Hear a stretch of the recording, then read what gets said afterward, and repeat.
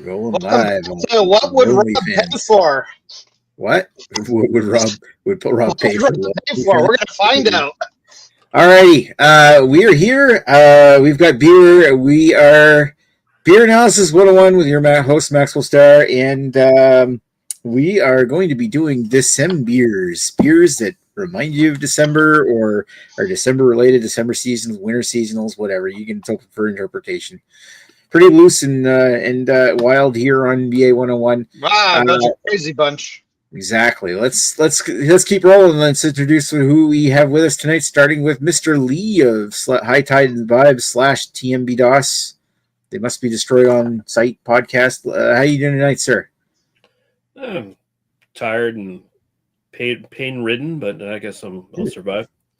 Beer I brought tonight.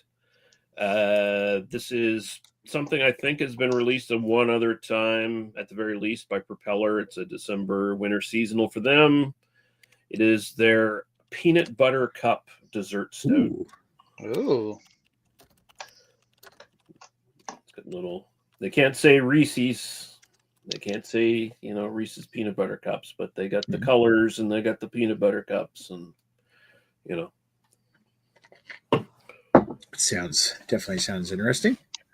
Yeah, let's keep moving along to the Titsicles. The power duo, Lee and Rob here. How you folks doing tonight? We got Tits and Sickle. I'm good. Titsicles. You're on that side. Tits and sickles, so it's like the communist agenda. It is. Well, they're a bunch of commies. Goddamn socialists. Right. So all the socialists, and I got my socialist beer. That's my alternate beer from last week. Oh, my macaroon machine. Macaroon from Moerslutl. Yep. Moerslutl. Beer Engineers. It's a 10% coconut pastry stout. What's it called? What's the macaroon? Macaroon machine. Interesting. It's the last of my Toronto beers. I have to restock when I go down on Sunday. Come on over. Pool's closed. Foolhardy.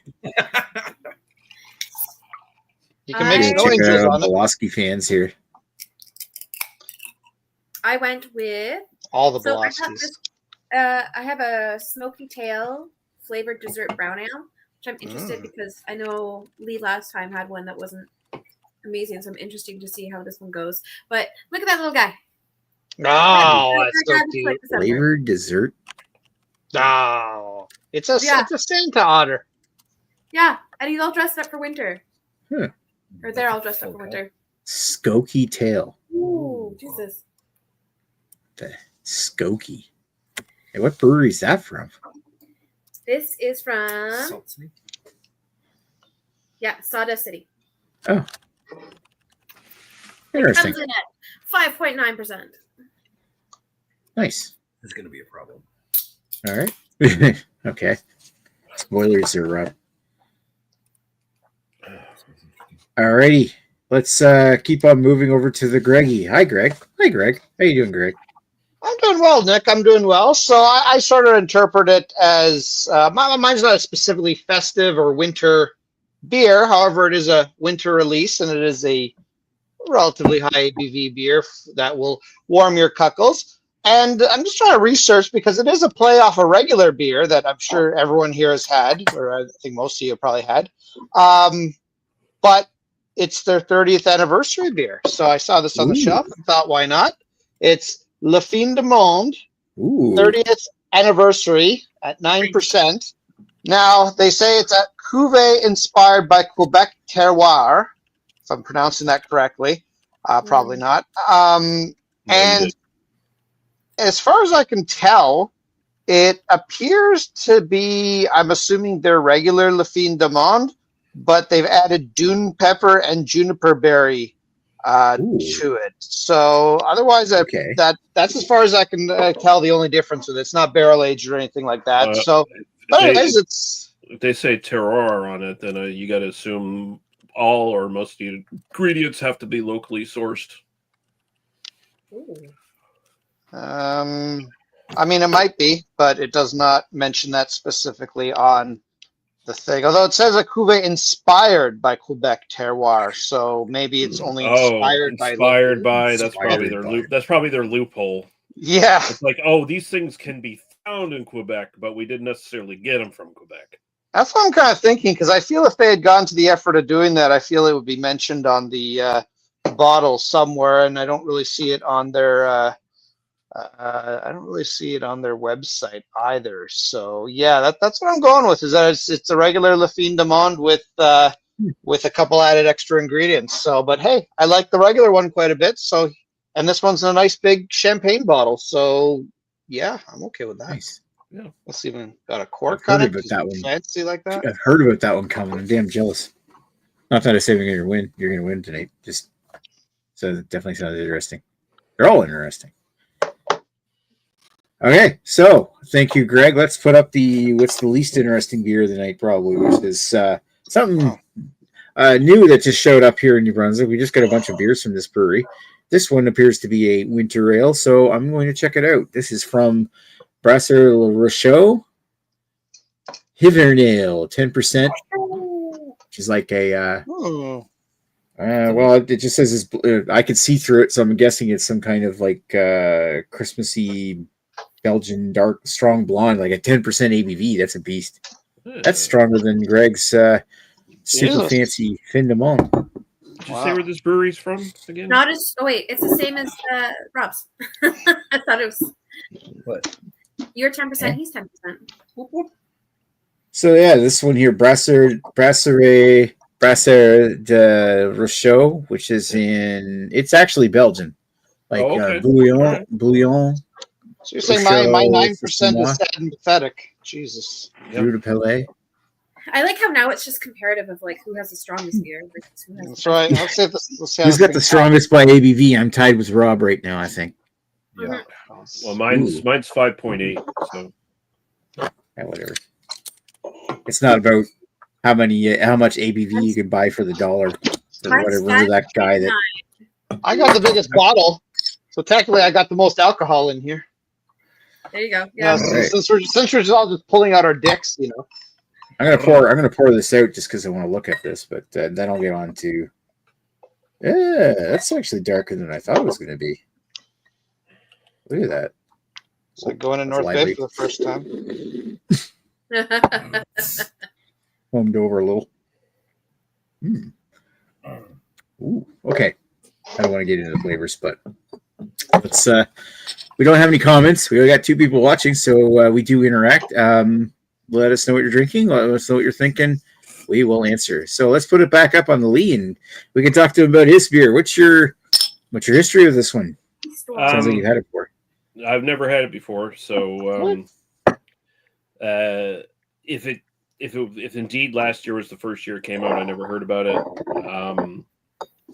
But I mean, Propeller lately, they've been kind of doing this over the years. Like they've been doing these weird, different kind of dessert stouts. Like they have I guess at the end of this week, they have a Black Forest cake one coming out as well, which maybe will be good. I don't know. They had a chocolate orange one a couple years back, which was, I can't remember if I liked that or not. I don't think I did.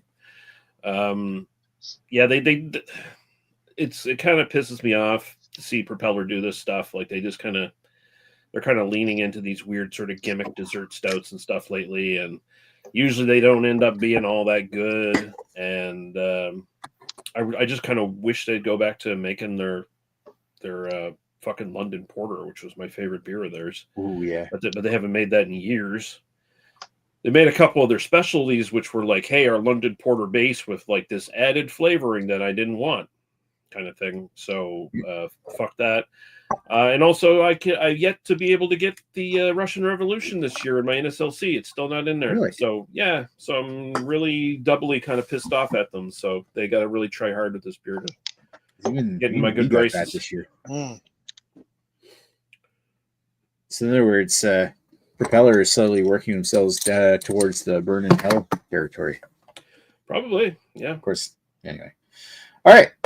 Thank you, Lee. Let's roll on over to Lee and Rob. Let's hear your stories of the beers. I know we kind of know what Rob's is because he had it here last week. Yeah. You didn't drink it. A newbie to me. Week It's before. from the week before. Yeah, because last week we did this IPA. I don't remember. Everything blurs together. But yeah, it was an alternate from a previous week. It had a beautiful can and it looked deliciously wintry. Yeah, it does look Pastry? good. Yeah, like you think of winter, you think pastries. I don't know. I Every think time I think macaroons. That's what I'd Macaroons score. is like during Christmas time, everyone's making fucking macaroons. And you need to be a machine to make macaroons. So Macaroons or Nanaimo bars, one or the other. Yeah. Oh, don't get Dan started on those. Oh, Really? yeah, That was you're another. talking That was about- another one. That was another one. Propeller did was the Nanaimo dessert stout or whatever. Yeah. That one was Let's actually try that. pretty good. I have this one is new to me. I think this is new to them because this is a. So this is Skokie, the lovable otter, who has been a mascot for the Gravenhurst Winter Festival or Carnival for over 50 years. So perfectly winter beer. It is literally the mascot for winter. I've had stuff from Soda City before. Because I don't record any of my beers, I couldn't tell you which ones I've had, but I've had them. I couldn't even tell you if I like them or not. I just know that this can is the cutest, and this is the most wintry looking thing. I love it. And others are just cute Fucking on their own. adorable. Yeah, they hold hands when they fall asleep in the water, so that's Oh. also very cute. Just And there were if you want to continue to love otters, don't do a Google search to what they do to baby seals because you may not like otters so much anymore. or you could just like Otter OnlyFans. Well, There you go. let's just say Well, if there's I an otter, let's just say if there's an otter OnlyFans, it may not be entirely consensual. Yeah, but here's the thing: I really no. hate baby seals, so I don't care what horrible. Well, if thing you're they do. okay, yeah, I mean, listen. If you're one of those get on the Club Baby Seals bandwagons, then the otter might be the animal for you. we don't have to club them. Otters You can just, and you can just, bears are best friends. yeah, you can just drop a baby seal into like a grinder machine and make seal burgers. Seal patties. Jesus. Yeah. Well, we're talking You know, about like the end of the new Halloween movie. Spoilers Yeah. for a bad movie. We're in Christmas now. It's otters and bears. They're best friends. Okay, Are they? I don't get the reference, but okay. It's an LGBT reference. Okay. Oh, Took me a minute. Otters and bears, best friends. even the LGBT cheerleader sitting beside you didn't fucking get it right away. What do you expect us So wait, white guys okay. I know what a bear is, but what is an otter in that terminology? It's like a younger, fit, thick individual. Ah, so like not a twink. Yeah. It's like a bear twink, maybe. Yeah. Is it, Without- is, it without one of the- those, is it like one of those dudes that goes to the gym and they're not very tall, so they compensate by just getting really wide with muscle? Yes, that's an otter. There you All go. right. Okay. And they too lie on their bellies in the water and hold hands. Wow. Yes, they do. Mhm. The end. Someone's our been history. to Oasis. Delicious beer. Yay! Yay. Yay! All right, let's roll on over to Greg. I'm pretty sure you've had Unity before. I was just trying to look up because Rob's art reminds me of something. I don't know if anyone's ever played this game. It's an older adventure game, but just the art reminds me of that. Like, I've seen the game, but I've never Yeah. played it. Look at that. That's pretty close. yeah, I think I have it on iPad or something. It's just an adventure game. It's like one of those old LucasArts games. It's not bad, but just the art reminded me of that. So I was like, oh yeah, what's the name of that old game? Anyways, I have had Le Fin de Mon several times. I enjoy it, and I apparently even tapped it into Untapped back on what was it, November 2nd, 2014. The night of when I tapped in like 600 beers in one night. And for those of you that remember, probably Lee and Nick remember this. Untapped was meant to be that you only tapped it in as you were drinking it. So after a while, it would start to give you warnings of, are you sure you're not drinking too many beers? Because they were like, oh, no, you're only supposed to be untapping as you're doing it. You couldn't even edit or delete at one point because they're like, no, this has to be authentic, that you're only doing it as you're drinking. It's not like a collector's thing or something. It's like It's like that screen box thing that you think is like, oh, you can only review this movie as you're watching this movie, otherwise it's no good. No, Letterbox doesn't. Letterbox, yeah, sorry, what? But Letterbox isn't like that. no, nothing's like that. I think Untapped was trying to just do its own thing, and then they realized, no, this is stupid. We're not going to do that anymore because now it's just a regular, hey, collect however many beers you want. But yeah, they were trying to make it so it's like, oh no, you can only untap it in with your friends. Like, oh, I'm not going to untap that. Fuck you. I don't have any friends. Yeah, exactly. Yeah. Well, it's like I would try to untap everything at a beer fest, like when we were at like the Rhino Beer Fest, and after like the 5th beer, it's like, okay, I can't taste anything. I'm just gonna take a picture and do this all later, and then tap in like 80 beers at once. But anyways, on to the topic at hand. I've never had this before, but I've had Le Fin de Monde a bunch of times, and I like it quite a bit. And I usually try to pick it up when I see it. Usually it's in 6-packs. In fact, there'll probably be a winter 6-pack that'll include it in some of the other beers. And I don't love every single beer in those 6-packs, but Le Fin de Monde's always a solid one. And that's it. And this I'm having for the first time. I mean, if we want to red beard it, we can say I started right about there, and I'm down to about there. So that is history and progress. Your history. And I'm having it out of a Goudan Carolus glass that I got for free in one of those winter gift packs a few years ago, and that's it. Seems fairly, even though this isn't technically a Belgian beer, it seems very Belgian inspired. I mean, all Unibrew beers generally are. Yeah. Yeah, I mean, it's basically Belgian style, but it's made in Quebec. But hey, Quebec is like our Michigan. They make fucking good beer. So I've heard, since we don't get much of it anymore. Hi, Guy. We don't get much of ghee anymore either. You lick that bottle. Mm.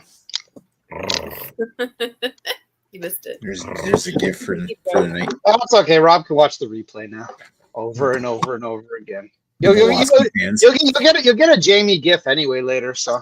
Mm-hmm. All right.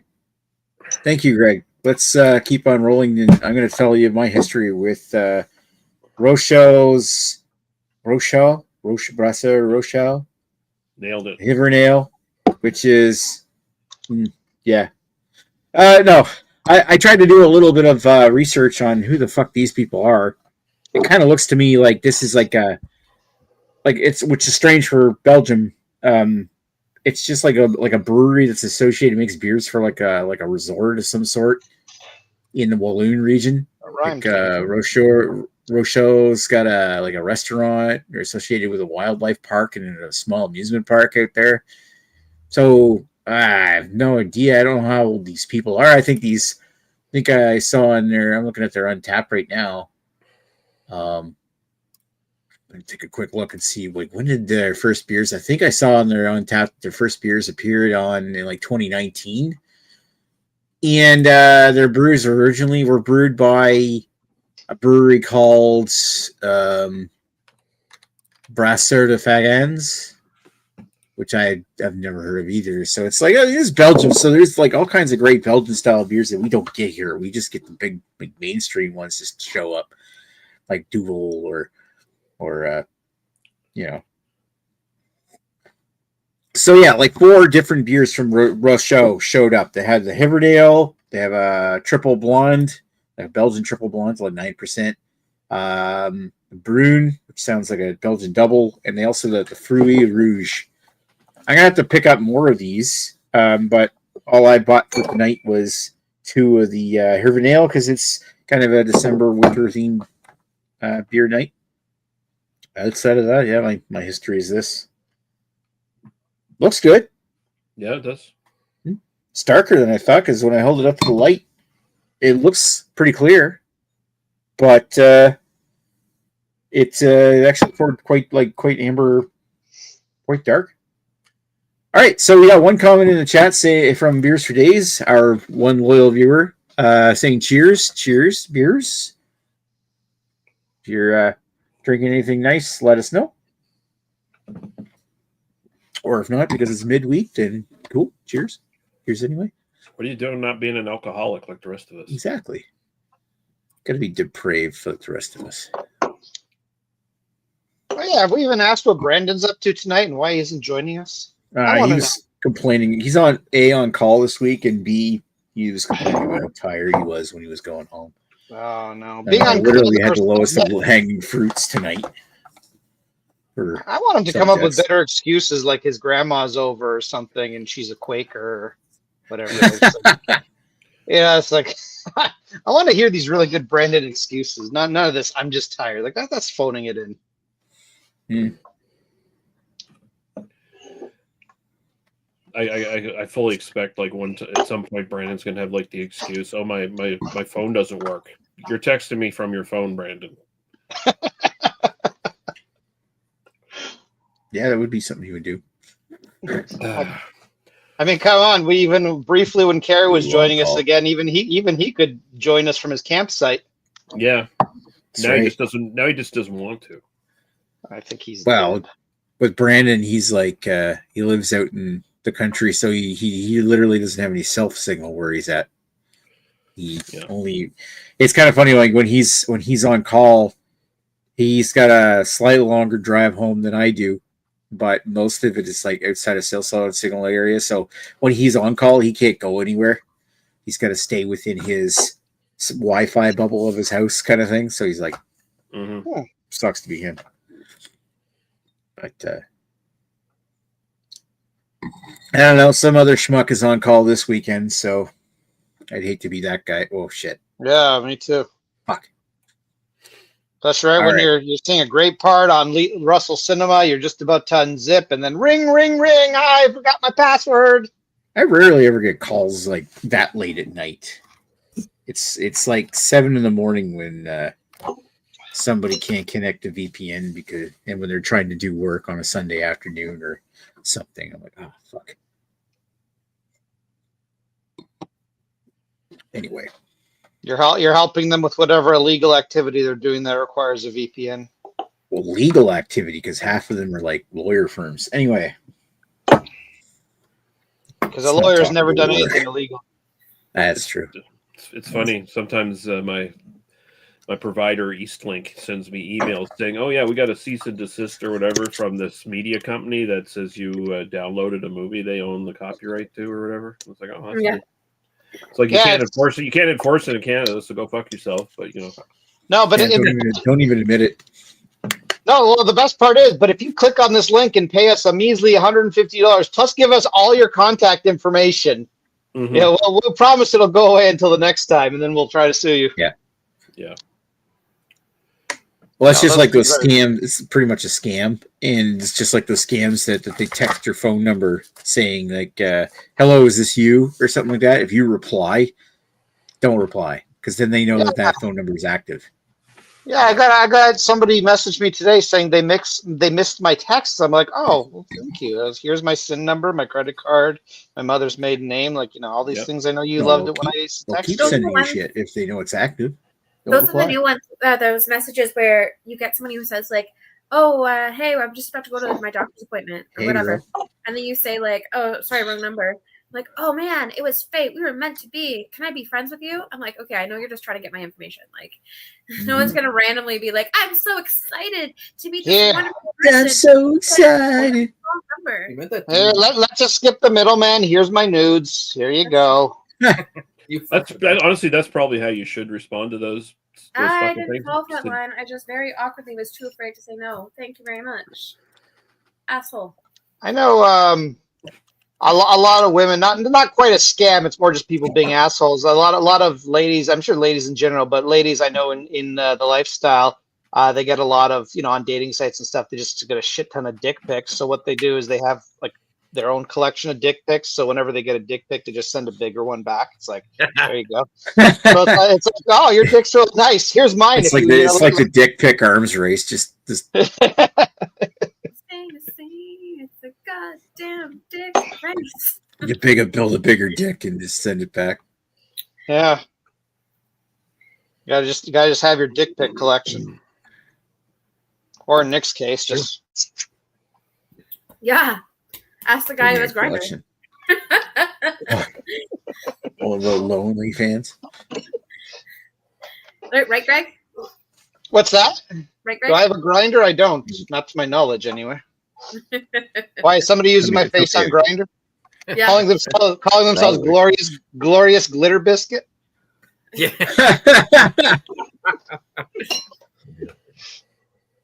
I like Glorious Glitter Biscuit. That is a wonderful name. It's not bad. It's my new porn star name. I believe it. What are you doing? What am I doing?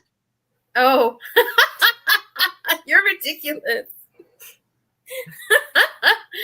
I'm laughing at Rob. Rob is doing something. I mean, I can tell. I feel he's like looking up dick pics or something.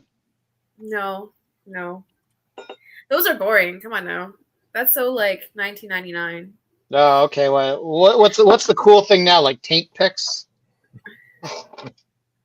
Something. It has to be something extreme, right? Look at all these chodes. I was reading a comment. Someone was telling me a comment saying like trying to make it because it used to be. Someone said, "Oh, I want to sell feet pictures," and there was someone who is like who does have an OnlyFans or does work in that business, and she's like, "Oh my god, it's not like that anymore. Now it's like you got to throw whatever your fucking chocolate syrup, whatever, shoving your feet in anything. Like it's no longer just feet pictures. Like you have to hit a kink now. Like you have to get you gotta shove your feet in a jar of mayonnaise and make a squishy sound. Yeah, something. Or you gotta have like you gotta stand out. Come on. Yeah, like it's no longer just feet pictures anymore. The market's flooded. Like the way it squishes between my toes. No one wants to just see plain things anymore. They want to see like penises and little sweaters acting out. Oh, that sounds Dick in a turtleneck. Yeah. There you go. Why? Turtle dick, 3 turtle dicks. 3 turtle dicks. And a penis on your phone camera. I don't know. I don't know where I'm going with this. Anyways, are we on reviews yet? And a dick pic on your cell phone. Yeah, we should really hit reviews. Got lots of dick pics on my cell phone. All right. Okay, so let's go back over to Mr. Lee, and he can tell us all about his Prostate. Hello. His prostate. What? What? What? That frosty-hearted fellow. Oh, Frosty. Prostate-hearted. Wow, that went off the rails quickly. Okay, then. Let's just get back on the rails here. Okay. So this smells exactly like a Reese's peanut butter cup. Like they nailed that perfectly. It's a real good balance of peanut butter and chocolate. It's got kind of like a milk chocolate smell to it. Like I said, it nails it perfectly. Get a teeny little bit of stoutiness in it, but not really. When you get into the taste, you get an initial burst of biting into a Reese's peanut butter cup. It's very much the same taste sensation. I wish the body was thicker on this. It'd probably add to that a little bit. But unfortunately, like most modern stouts these days, the body's pretty thin. It finishes like something between green coffee and baker's chocolate. It's the bitterness, whatever, from the roasted malts and stuff, most likely is just kind of bringing that. And honestly, maybe that's the only real downside of this. It's not like the perfect Reese's peanut butter cup kind of experience, because you're getting that bitter thing at the end that you wouldn't get from eating one of those peanut butter cups. But I mean, it's a stout as well, so it brings that stouty quality to it. As a dessert stout, I guess it works fairly well. I'd say I'd probably put it about an 8.5 for style. Like it kind of does. It could do a little bit better, but it does most of the stuff it needs to do to stand out as a dessert stout, especially with the aroma. The aroma, like I said, is, if I was just basing this on aroma, it's a 10 out of 10 because it's exactly like a Reese's peanut butter cup. Like it's just dead on. My own personal preference, I'd throw a 6.5 at it. Like I'm kind of on the border of like whether I'd buy it again, because I'm just not into like a lot of candies and chocolates and stuff like that in the first place. I know Gregory has an even less of a sweet tooth than I do, but I'm just I'm not a big candy eater or chocolate eater for the most part. So Like, I do enjoy Reese's peanut butter cups, so if it tastes exactly Yeah. like one, that would be my jam. But and I'm not a big Peanut dessert butter and stout jam. guy either. I'd rather have a real stout that tastes like beer. This doesn't quite fulfill that. So like, I'm on the board on whether I'd buy it again. If someone handed it to me, I'd definitely drink it. Your enjoyment may vary, of course, because there's definitely a lot of qualities to this that are pretty good, and it's probably one of the better of the sort of gimmicky dessert seasonals that Propeller's come up with in the last few years. So if this is a trend upward to doing better stuff, then more power to them. No, I'm not holding my hopes for that, though. That's my tuppence for that, I guess. All right. Yeah. All right. Thank you, Mr. Lee. Let's roll on over to Robin Lee. Phew, you're started. Okay. I ran into a problem. I've almost run out because I'm enjoying this quite a bit. yeah, it's the problem we all suffer from. Yeah, it's ridiculous. It's ridiculous. I can't do better than the can. The can describes it actually really, really well. So read the can. Think of coconut, think of chocolate, and think of pure luxury in your glass. Wow.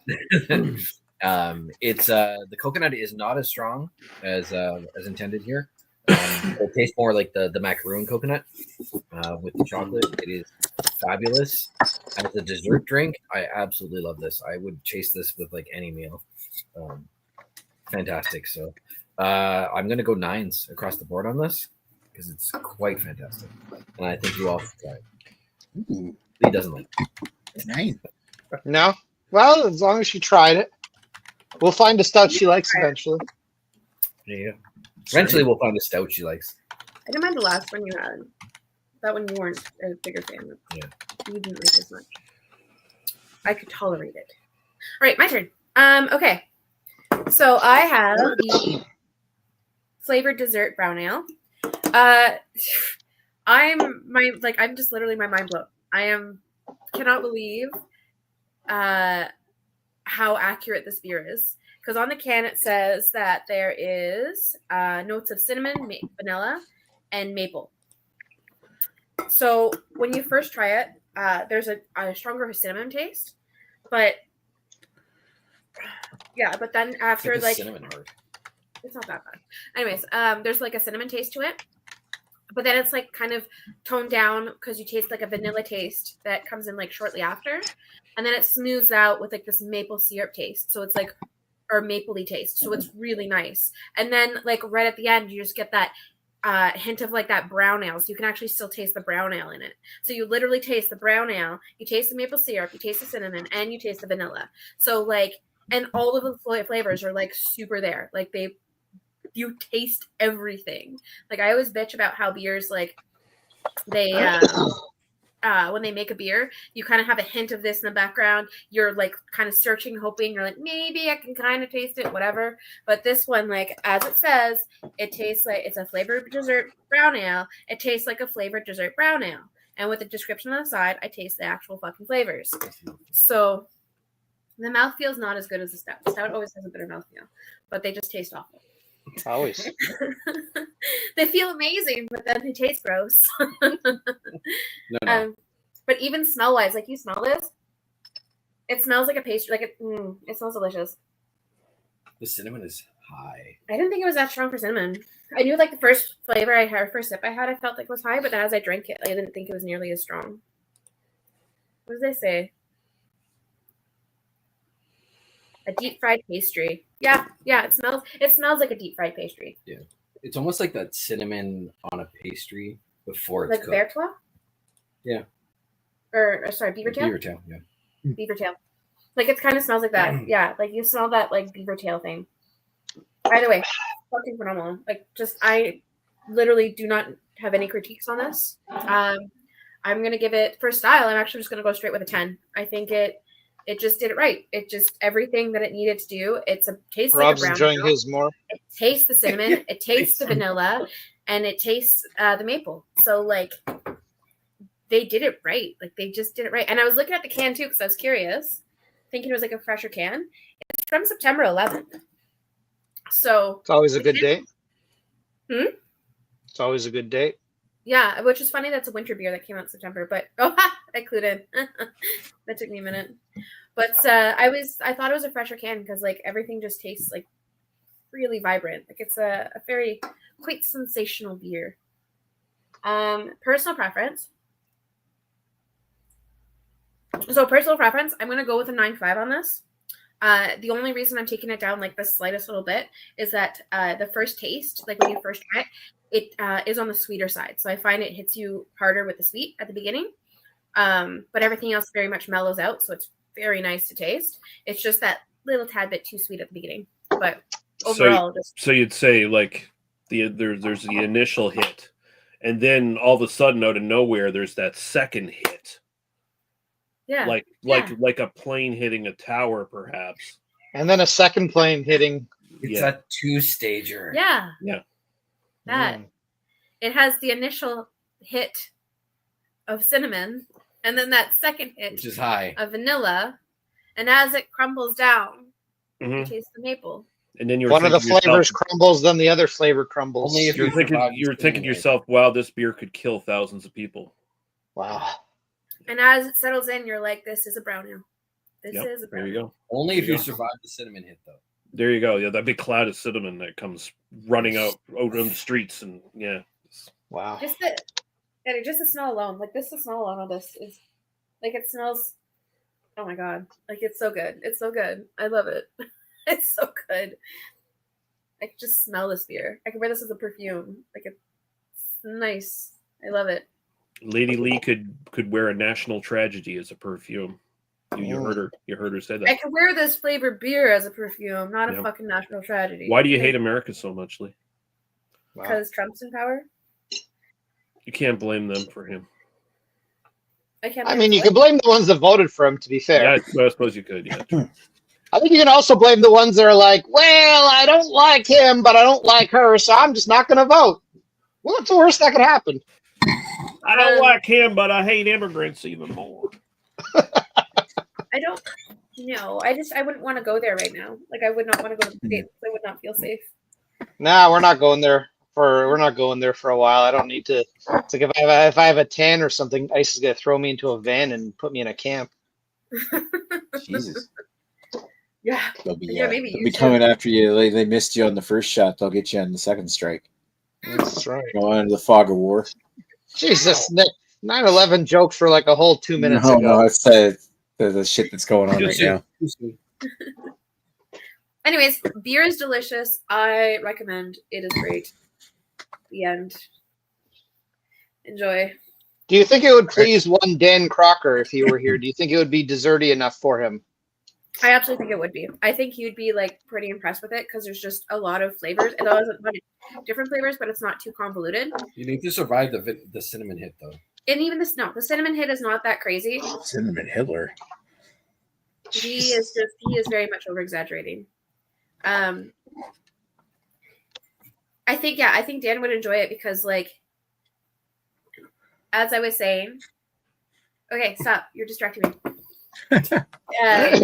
It's not like a too much. They didn't try too hard. Like, it's simple. There's simple flavors in here, but the simple flavors come out really well. So, like, the thing is when you see all those crazy beers where it's like, oh, I'll have this and that and this, and then you just taste maybe one or two things, or you have one of those that say like, oh, we have this, but you can barely taste it. This has all this. You taste it. It's not crazy. It's not ridiculous.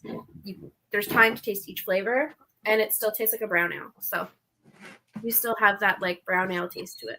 I felt like I was being beaten with the cinnamon. That's why it takes away the sweetness, that first initial sweetness. That brown ale kind of like tones it down. You get that like malty-ish taste at the end. Hmm. Ready? Okay, thank you, Lee and Rob. Let's go over to Greg. Hi, Greg. Hi, Nick. How are you? Glorious glitter biscuit to you. Well, thank you. That's your glorious glitter beer. Pretty good. I mean, I've already almost done the champagne bottle. So, wow. as one would expect, this does have a La Fin de Mon taste. Now, you've got the two new adjuncts they add in here, which is dune pepper and juniper berry. I've never tasted dune pepper. I don't even know what a dune pepper is. And juniper berry I've had, and I most associate that with the flavors you get from gin. I will say I taste something in here that is peppery and lemony, which is apparently the flavor you're supposed to get from dune pepper. So I'm guessing that's what I'm tasting. I don't. Well, actually, I guess they say they both add lemony, resinous, and peppery flavors. So, anyways, I don't specifically feel I'm getting juniper berries in here, but I don't believe I've ever had juniper berries on their own either. I've only had them in, gin or possibly some what's going on? beers. I'm not quite sure how to help you with that. What was that? Our internet just kicked out, and he yelled at the thing, and it worked again. Oh, I literally thought like Nick was suddenly on a call or something. That's what it sounded like. I'm not sure how to help you with that. Troubleshooting, Rob is. Yeah. Anyways, so I'm not totally sure how these flavors would taste on their own. What they do in the beer, if you had La Fin de Mon, I'm sure most of you had, it's a very nice, smooth Belgian-y triple. You got the candy sugars, you got the banana. Not very heavy on chocolate, which is good because I don't really like Belgian-y beers that are too heavy on chocolate. And there's just that adds a little bit of pepper, which is a little off-putting on the first few sips, I'll tell you. But after a few sips, then it kind of just blends into the beer and it works well. This beer does benefit from warming up. It's not the greatest when it's like fresh out of the fridge, but I feel that's kind of like a Belgian thing in general. Body's about a medium. It's not thick like a good stout should be. But it's kind of right in the middle what you'd expect. I mean, none of this is going to surprise anyone that enjoys Belgian beers. And there's a lemoniness to it on the finish. Is it better than regular La Fin de Mon?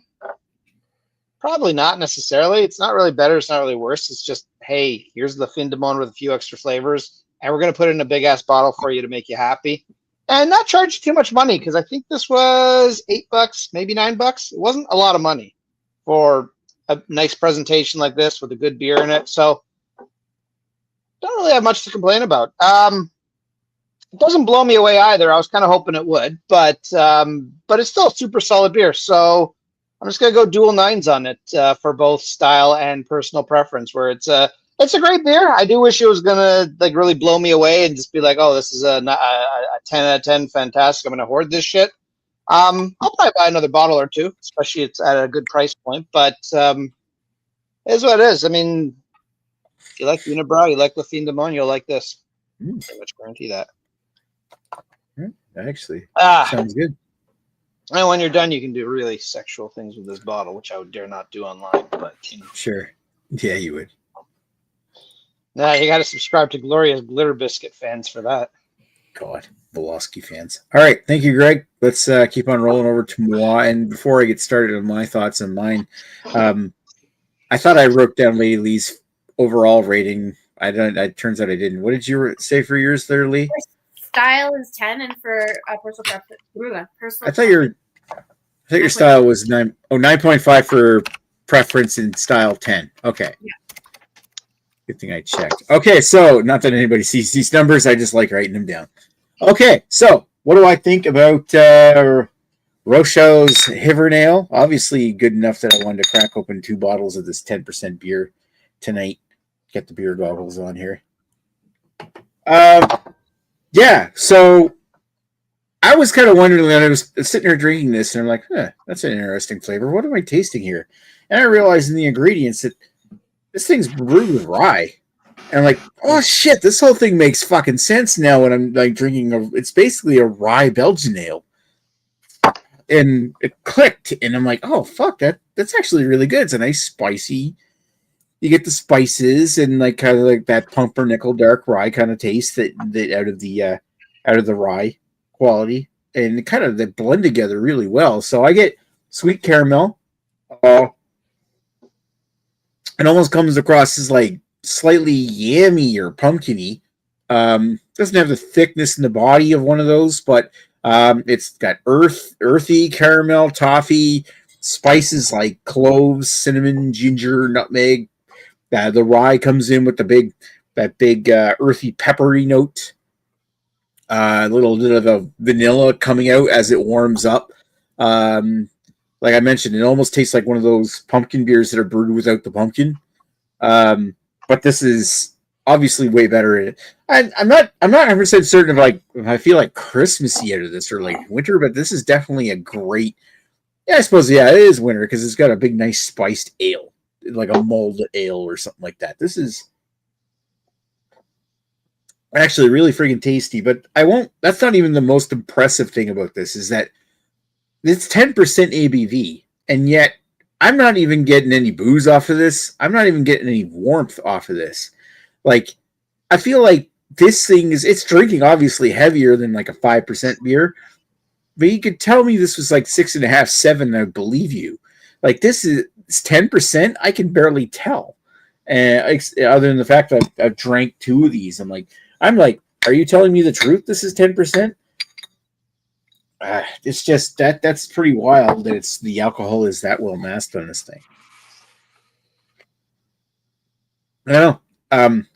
As it warms up, I'm definitely getting a lot more of the spices that are like the cinnamon and the ginger are coming out way more. They're coming out? Yeah, they're having a coming out party. They're having a coming out party, baby. Okay, so yeah. They're queer spices. Sign up for the Lonely fans. So yeah, this beer, yeah, no, it's great. It's hard to press. Like, what do I call this thing for its style? Considering rye Belgian ale, I don't think I've ever had a rye Belgian ale. I just say Belgian ale because that can cover a wide strata of things. Yeah, it's excellent. I would give it a 9 for the style and 8.5 for overall enjoyment. You know what? Fuck it. I'm going to give it a 9 for overall enjoyment. 9 and 9. All right. So that's I'm gonna we might as well read the comments here. Who's here? So Dan talking about Mr. Lee's beer. I believe people like me would love adjuncts would try it. Lee's beer it is. Mr. Lee says only real adjuncts is those. The peanut butter is natural flavoring with chocolate malt. So there's no actual peanut butter added. It's just peanuts. There's no actual peanut there's no peanut butter and there's no chocolate added. It's just regular malt with natural flavoring, whatever the fuck that is. Yeah, I imagine there's probably a thing like, and you would think that if you're drinking something that says peanut butter cup, that if you're allergic to nuts, you wouldn't drink it. I mean, that would be the big concern. They wouldn't want to do that, right? That kind of like limits their customer base. And also putting like actual peanuts or peanut butter in a fucking beer to might contaminate other beers. Well, no, and also, that too. And to recreate a Reese's peanut butter cup, you don't want real peanut butter. Real, like, natural peanut butter is not sweet at all, does not taste anything like the peanut butter flavor in a Reese's cup. So it's better just to, like, kind of simulate it with whatever sugary natural flavoring they're doing. Anyway, yeah, I feel like peanut butter Reese's peanut butter cups are more sugar chocolate heavy. Yeah. All right, so Dan says, "Whoa, okay." And I'll ask you what's next week. You're getting ahead of yourself, Dan. And hi, Nick Albino Reno. Hi, Albino Reno. Hi, Albino. Heyo. 2 people from Alberta that aren't joining us for some reason. That's right. Because they make this excuse that they're like having dinner with their families right around now, which I think is a lie, honestly. I believe it. Yeah. Both of their wives are just like, can you like go play with your drunk friends so we can be with your boys? You can skip some of these family suppers, like we don't have to do it every time. Yeah. All right. So it's like a Stockholm thing. It's like, you got to sit at the table, eat your food. Do you like it? Do you like your burnt chicken? Are you enjoying it? Chew it. Swallow it. Swallow it. Oh, yeah. How's this bland leftover turkey from October? Eat it, you bitch.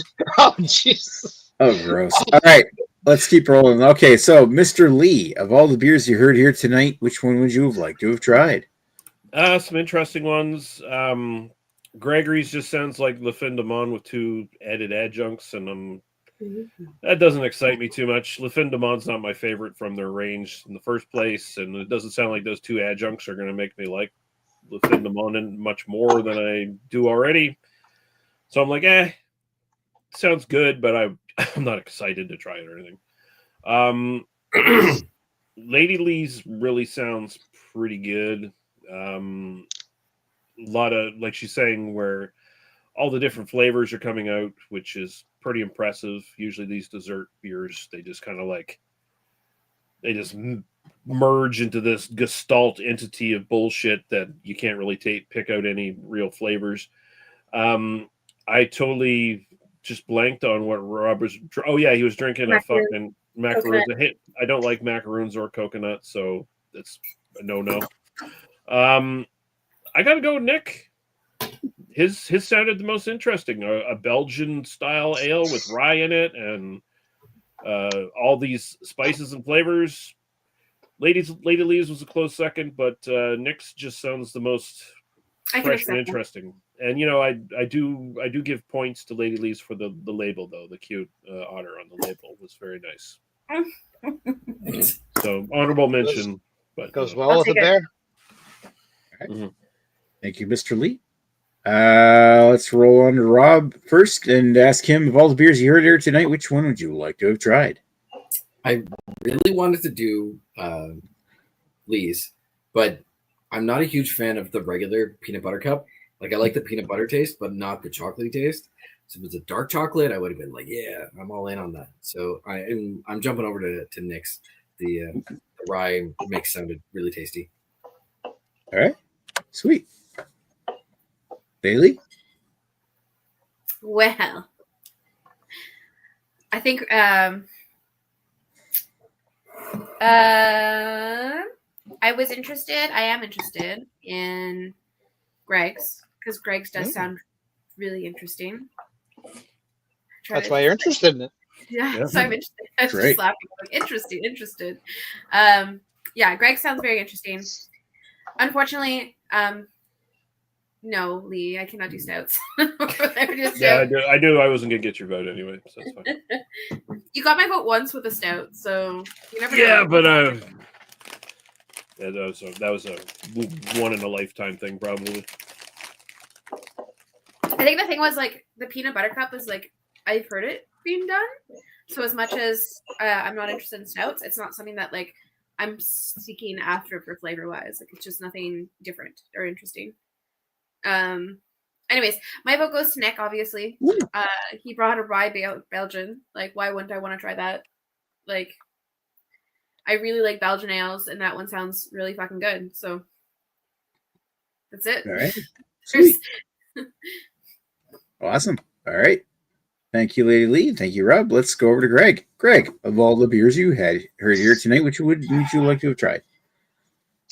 Well, let's go through the list. Mr. Lee sounds interesting, but unfortunately, it's got the same problem pretty much every other beer that promised me Reese's Peanut Butter Cups. Hi, Dracula IPA. I'm assuming it's JB. Obviously, he's just showing his arm, but Hi, Greg. Oh, hello, Jamie. Why'd you even let this fish in? No. What beer did you bring? His choice. We got to figure it out, though. No, who cares? Easy little thing. Yeah, get it out of here. It's not even seasonal. All right. Fuck off. Great. No. Talking a bit later. Kick him out. Yeah. Wow. I mean, give him the boot. I mean, you know what? Listen, that's proof that Mr. Lee cares about the rules. You know, at first I thought he just hated the Frenchman, but no. He puts up with nobody that doesn't follow the rules. Does anyone here give a shit about the rules? Market zero. Anyways, where was I? Mr. Lee. So yeah, it sounds like it's got the problem that so many other Reese peanut butter beers or peanut butter beers in general. I just don't think peanut butter is a flavor that comes out well in beer. Like, I've had some that kind of get it okay, but there's just never anything that just makes me think, oh, this is what I want. I think that's a problem for me with dessert beers in general. Is I just don't think a lot of flavors work well in a beer because you still have to work with the hops and stuff. And there's always that thing where you're never going to quite get that weird sweetness. I love peanut butter. I mean, I could just summon my inner fat kid and just eat a jar of peanut butter with a spoon. That's how much I like peanut butter. But you'll like fist fight your dogs over peanut butter, is what you're saying. Oh, potentially, yeah. But unfortunately, I will not give my vote because I feel it's got the same problem as so many do. Plus, it's low ABV, so I mean, unfortunately, you just don't have the biggest dick at the party, and that's what I got to go for. You just one tonight. Always. No, mine's like big, but it's not. I guess it's like it's like a percentage for alcohol because mine was 5.9, his was 5.8. So I was just saying I beat him by 1% or 0.1%. Oh, there you go. So you beat him by like a quarter of an inch. But anyway, Rob's interesting, but I've had Rob's. In fact, I had it fairly recently. And I enjoyed it. It was one of those beers where, again, I wanted to like it more than I did. I rated an 8 on tap, so I liked it. But I do remember just kind of thinking it just didn't quite have the flavors I wanted it to have, at least it claimed to. So I can't really vote for Rob's in good conscience. Lady Lee's is very sweet, very desserty. It sounds interesting. It's got a very cute label. But again, it does sound like one of those diabetes beers that wouldn't normally be my thing. It would probably be too sweet for me, I imagine. I guarantee it. I definitely wouldn't expect you to vote it for it. And then, I mean, I guess you got Nick, who's got a fucking Belgian 10% beer. So, I mean, I feel it's one of those things where it's kind of a no-brainer of whose vote's going to get. However, I'm a spiteful asshole, and I don't want Nick to win. Nick's going to win anyway. So because of that, I'm not voting for Nick. I'm voting for Lady Lee. Fuck you, Nick. Consolation vote. It's a whole fuck you, Greg vote. That was a spite vote. No, I don't want Nick to sweep the award. So fuck you, Nick. Even though you're going to win anyway. All right, thank you, Greg. Now put me up on screen, and I'm going to talk about the beers I heard here tonight. So, which one I would like to try? I get what Lee is saying. Like, it almost sounds like what Propeller was trying to do. Sounds like interesting in concept, but not as doesn't come across in the execution. Just was giving it a 6.5. I kind of trust Lee's judgment, and they didn't do it right. I still remember, and Dan's probably still watching. I hope he's still watching. Probably the best peanut butter beer I've had done was probably that Belching Beaver. We did a Belching Beaver milk stout that I think he sent me, or did I get it here locally and we reviewed it together? I forget. It was some beer that Dan sent me, and I think it was something that was like peanut butter cup kind of related. It was pretty good. But yeah, well, that just sounds like if they're just using artificial flavoring or like natural flavoring, but it's not really chocolate and peanut butter, then might be from Venus. It could be one of those, like, what do they call that? Castoreums flavored products. All right, so the other one I was kind of disappointed with what I've been hearing is I was really excited to hear about what Greg's beer is, and this is the total fuck you, Greg, of the segment. No, it's not. I was really excited to see that Greg had the 30th anniversary Unibrew. I still want to try this, but if they're advertising it's got this, what do they call it? Duke something. Fuck, what was the other spice in it? And juniper berries. Juniper berries. When you said juniper berries and you finned them on, I'm like, ooh, okay, that sounds interesting. And then you're like, I don't get any juniper berries. Well, I want a fucking gin-soaked fucking Findamon as a special beer. That would be awesome. Nick, to be fair, I've never had juniper berries on their own. So I guess what I mean by that is that it doesn't taste like a gin to me. So that's kind of my context is. I've never had juniper berries on their own either, but I come across, like, anything juniper flavored I've had has been always like that big piney note that you get out of gin. They're kind of like juniper berries are harvested off of pine trees. So there you go. What's funny is I do get a bit of a pine smell off the bottle, but I don't recall that being in the flavor. So there you go. Yeah, it's probably masked by how sweet the Findamon is on its own. All right, so that leaves either Rob's or Lee's, and between the two of them, Rob's sounds really interesting. I like coconut pastry. But the thing that sold me is when they started to talk about Lady Lee's beer. I'm picking Lady Lee for the winner here of my opinion. They just disappear. When she started talking about it, I tasted like the cinnamon that you get off of like a beaver tail before it's cooked. I'm like, are you telling me this beer kind of tastes like beaver tails? And I'm like, oh yeah, I'm in. So, and you know what? At the first, I was like, brown ale. Oh, that doesn't sound interesting at all. I don't think Lady Lee's going to get my vote. Now Lady Lee is getting my vote because it sounds interesting. Okay, you sold me. But at the end of the day, I got to announce the winner. And, of course, 3 people voted for me and 2 people voted for Lady Lee. So I'm declaring myself the winner. And a consolation vote. I don't know how that works. I'm winning because Dan didn't show up. Shots fired, Dan, if you're in the chat. He's shoving October turkey into his family's face right now, Nick. He's busy. He's eating that old freezer burnt turkey and mixed into a casserole. No, it wasn't in the freezer, Nick. It's been in the fridge. Oh, that's how you or whatever the fuck that shit's called. Salmonella. Hi, Jamie. Why is he back? I'm just letting him back in. So no, you can kick me out. It's all good. All right. Well, we'll talk to you after chat. All right. So yeah, what's the question was asked by somebody who's probably not watching anymore, Dan. What's next week's beer? I figure that really didn't talk about what next week's beer is going to be, but I figure how about just the show and swill? Just bring something. Good. We got so many Wednesdays this month, by the way, like an abnormal amount of Wednesdays. So, do we? Well, yeah, but yeah, the last 2 Wednesdays are New Year's Eve and Christmas Eve. Yeah. Well, okay. Well, so are we not? Are we not doing those days? I can do stuff that those days. Usually, the other thing is like people usually have stuff. We're gonna be in Mexico. Wow. On Christmas. When are you going? Eve.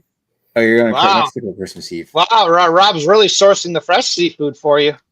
Yeah. I mean, I'm totally around Christmas Eve. So Christmas Eve might be a problem for me, but New Year's Eve I could do as long as it's like kind of the 8 to 10 slot, and after that I probably need to spend some time with my wife. But Christmas Eve might be problematic for me because we're Polish, and that's our festival is on Christmas Eve. Okay. I might just run hangouts on my channel and see what shit. Yep, I'm good with that. I'll be around. Yeah, I would say do hangouts on both those days. Like, we can drink if we want, but I wouldn't do a formal show either of those days. No. I'm thinking like the last days we'll do a formal show will be like this week, next week, and the week after the 17th. So we'll do Christmas beers on the 17th and a show and swill next week. How's that? And again, Christmas beer is open for interpretation. Bring something wintry. And for anyone that wants to try seafood in Mexico, you've got like 2 weeks before the ocean runs dry, so get out there. Once I think the northern coast will replenish its stocks once Lee goes down to Mexico for a couple of weeks. Well, she's going to eat everything in the Gulf of America. So yeah, 1 week. We're going 1 week. 1 week. I wish it was more than 1 week, but it's 1 week. Wow. All right, so tune in next week. We'll be doing a show and swill. Again, Christmas Reno saying hi. We will be. We'll talk to you folks later. Bye. Chris Peters. Bye. Yeah, pickle murders. I want a pickle now.